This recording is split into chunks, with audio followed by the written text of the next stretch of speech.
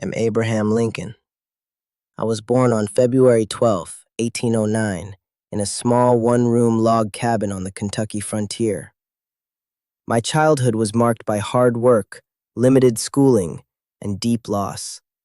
My mother, Nancy Hanks Lincoln, died when I was just 9 years old, and my family moved from Kentucky to Indiana seeking better land and opportunity. Despite having only brief periods of formal education, I taught myself to read by borrowing books and studying by firelight after long days of labor. Those early years shaped me into a man who believed deeply in perseverance, self-education, and the promise that even the humblest beginnings could lead to great things. As a young man, I worked as a shopkeeper, a riverboat laborer, a postmaster, and eventually a lawyer in Illinois.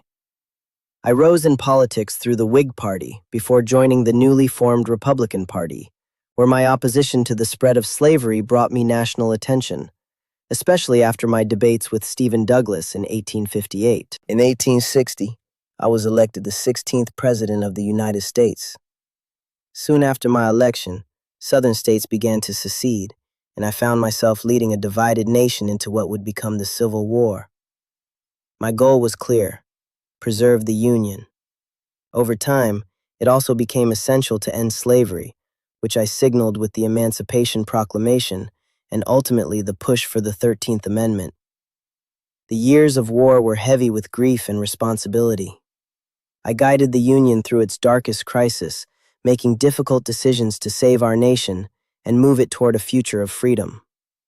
Just as victory and reunification came into sight, my life was cut short when I was assassinated at Ford's Theater on April 14, 1865. I did not live to see the full healing of the country, but I hoped my efforts helped create a more perfect union. My journey, from frontier boy to president, stands as a reminder that courage, conviction, and compassion can shape the destiny of a nation.